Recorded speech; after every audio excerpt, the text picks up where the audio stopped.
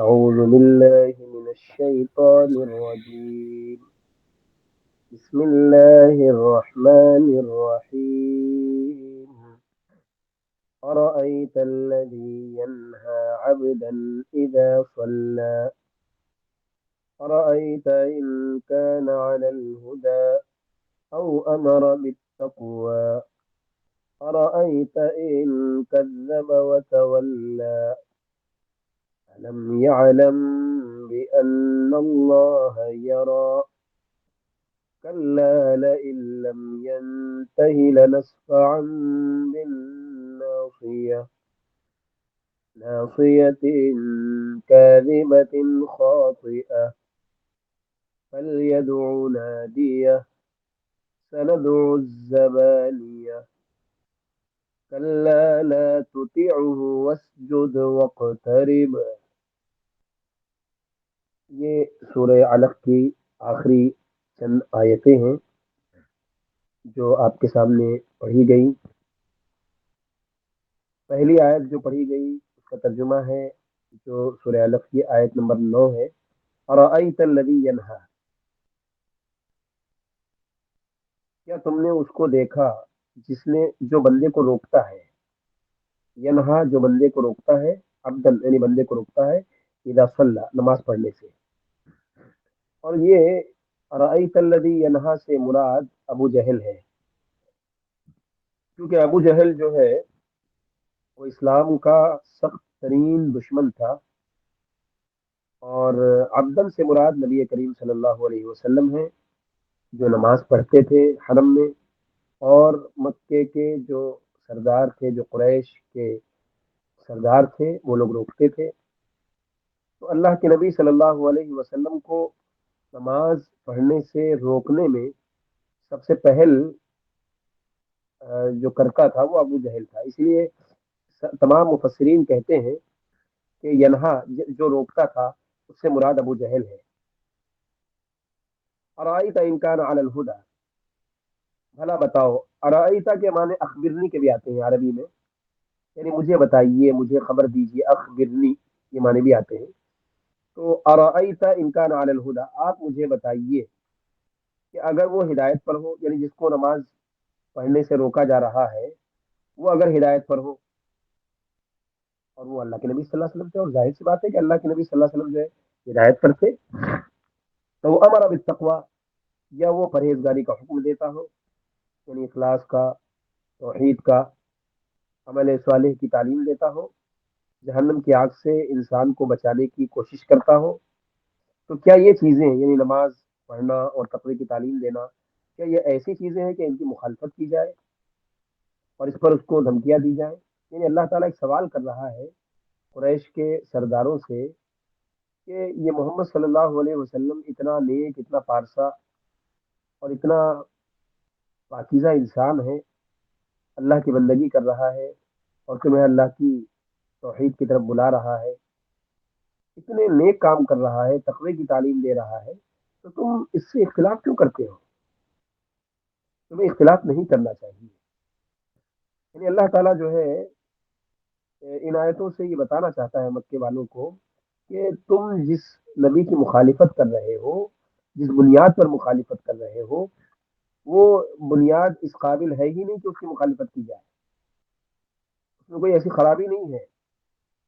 اس کے بعد اللہ تعالیٰ فرما رہا ہے ارأیت ان کذب وتولی الم یعلم بان اللہ یری. بھلا دیکھو، بھلا دیکھو تو اگر یہ جھٹلاتا ہو اور منہ پھیرتا ہو، یعنی یہ ابو جہل جو ہے اللہ کا دشمن ہے، اللہ کے پیغمبر کو جھٹلاتا ہے اور ایمان سے اعراض کرتا ہے، ایمان سے منہ پھیر لیتا ہے. تو علم یا علم، کیا وہ نہیں جانتا کہ بأن اللہ یرا، یقیناً اللہ تعالیٰ اسے دیکھ رہا ہے. مطلب یہ ہے کہ یہ آدمی یعنی ابو جہل جو حرکتیں کر رہا ہے، نماز سے پیغمبر صلی اللہ علیہ وسلم کو روک رہا ہے، تو کیا یہ نہیں جانتا کہ اللہ سب کچھ دیکھ رہا ہے اور وہ اس کو جزا دے گا؟ علم تعلم کا مطلب یہ ہے کہ وہ جانتا ہے، اس کو معلوم ہے کہ اللہ اسے دیکھ رہا ہے. علم علم یا علم کا مطلب کیا ہے کہ وہ جانتا ہے. اس کے باوجود یہ حرکتیں کر رہا ہے، اس کے باوجود یہ حرکت کر رہا ہے۔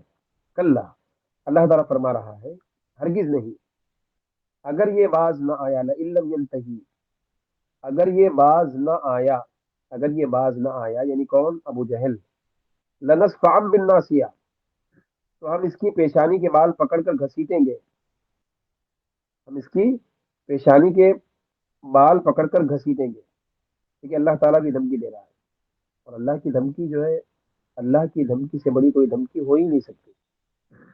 باقاعدہ اللہ تعالیٰ کہہ رہا ہے کہ اگر یہ محمد صلی اللہ علیہ وسلم کی نماز کے آڑے آیا، نماز کے درمیان آیا، آپ کو نماز سے روکنے کی اگر اس نے کوشش کی، تو ہم اس کو پیشانی کے بال پکڑ کر گھسیٹیں گے۔ لنسفعا بالناصیہ، کیا کہا؟ پیشانی کے بال پکڑ کر گھسیٹیں گے، یعنی نبی کریم صلی اللہ علیہ وسلم کی مخالفت اور دشمنی سے، اور آپ کو نماز پڑھنے سے جو روک رہا ہے، اگر وہ اس عمل سے باز نہ آیا تو ہم لنأخذن، لنسفعا کے معنی لنأخذنہ بالناصیہ، ہم اس کو پکڑیں گے، اس کی پیشانی سے پکڑ کر گھسیٹیں گے۔ حدیث میں آتا ہے کہ ابو جہل نے کہا تھا، اے محمد صلی اللہ علیہ وسلم، کعبے کے پاس نماز پڑھنے سے باز نہ آیا تو میں اس کی گردن پر پاؤں رکھ دوں گا۔ اس نے اس طرح کی دھمکی دی تھی نبی کریم صلی اللہ علیہ وسلم کو، اس طرح کی دھمکی دی تھی کہ اگر تم کعبے میں دوبارہ نماز پڑھنے آئے تو میں تمہاری گردن پر پاؤں رکھوں گا، یعنی اسے رول دوں گا اور تمہیں ذلیل کروں گا۔ نبی کریم صلی اللہ علیہ وسلم کو جب یہ بات پہنچی تو آپ نے فرمایا اگر وہ ایسا کرتا تو فرشتے اس کو پکڑ لیتے۔ یہ صحیح بخاری کی روایت ہے، اللہ کے نبی صلی اللہ علیہ وسلم نے فرمایا کہ اگر ابو جہل اپنی دھمکی کو پورا کرنے کی کوشش کرتا، یعنی میری گردن پر پیر رکھتا یا مجھے روندتا، تو فرشتے اس کو اچک لیتے، پکڑ لیتے۔ اور یہ اللہ تعالیٰ کی طرف سے ایک طرح کی دھمکی ہے، لنسفعا بالناصیہ، کہ ہم اس کو پیشانی کے بل گھسیٹیں گے، ناصیۃ کاذبۃ خاطئہ، ایسی پیشانی جو جھوٹی اور خطا کار ہے۔ یعنی پیشانی کی صفت بتائی جا رہی ہے کہ ابو جہل کی پیشانی جو خطا کار ہے، جھوٹی ہے، اپنے عمل میں خطا کار ہے، اپنی بات میں جھوٹی ہے۔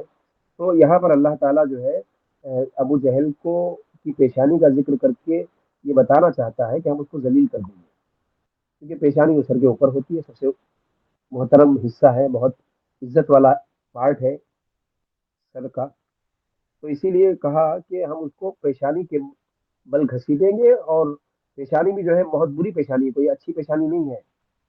تو ابو جہل کی پیشانی کو جھوٹی اور خطا کار کہا گیا، اور پھر یہ کہا گیا کہ اگر یہ محمد کو بالکل اکیلا سمجھ رہا ہے، کمزور سمجھ رہا ہے، اگر اس کو چاہیے فلیدع نادیہ، یہ اپنی مجلس والوں کو بلا لے،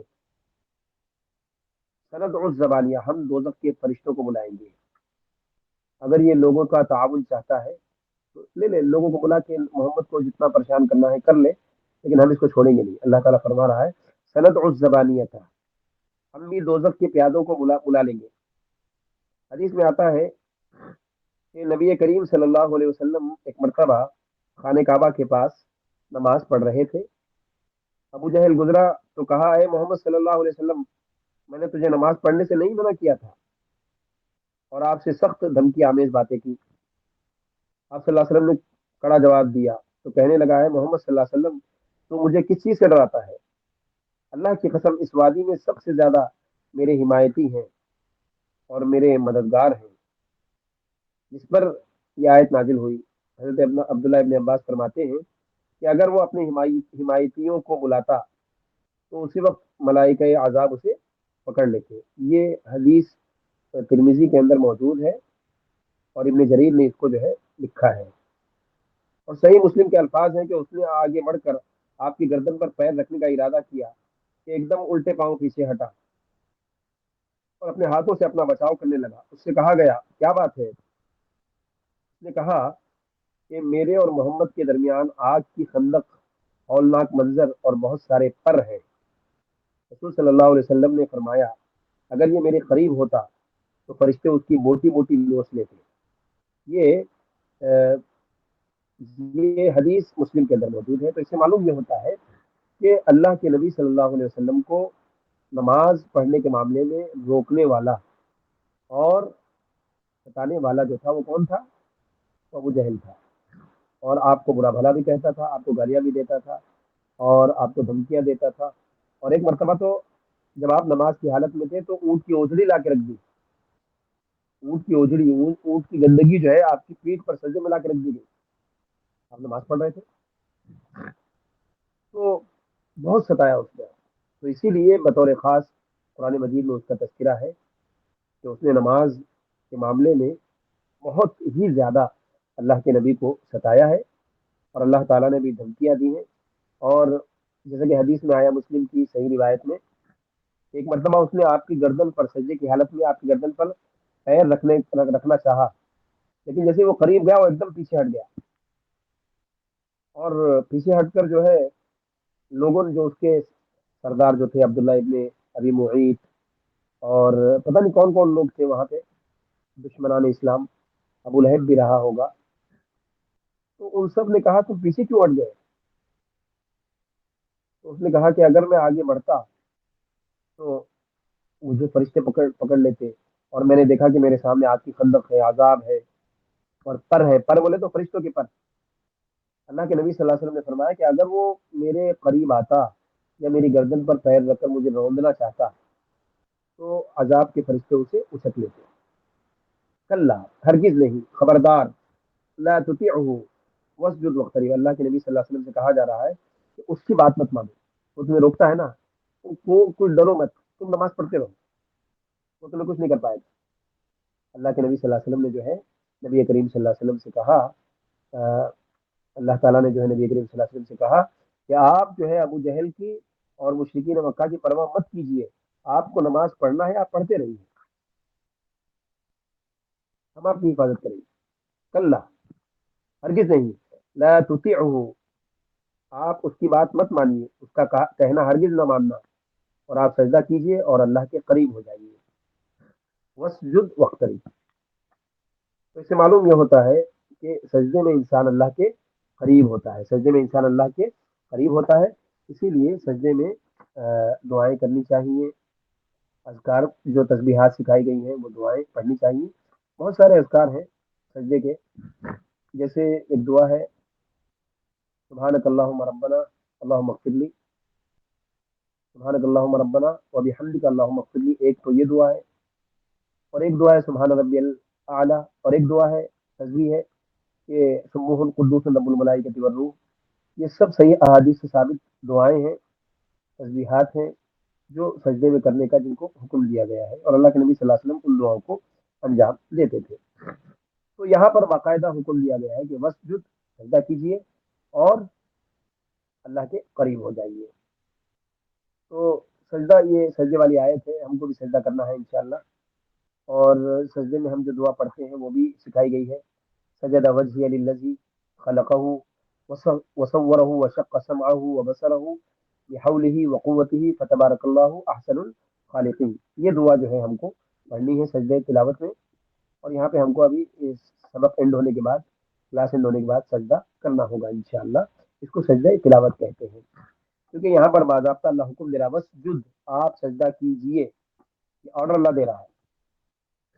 اور جب اللہ تعالیٰ کوئی آرڈر دیتا ہے قرآن میں تو الامر یدل علی الوجوب، کہ حکم جو ہے، اللہ کا حکم جو ہے وہ واجب پر، وجوب پر دلالت کرتا ہے، یعنی واجب ہے، وہ کرنا ضروری ہے، لازم ہے، ایسا۔ تو اسی لیے جب سجدے کا حکم دیا جا رہا ہے تو ہم کو سجدہ کرنا چاہیے۔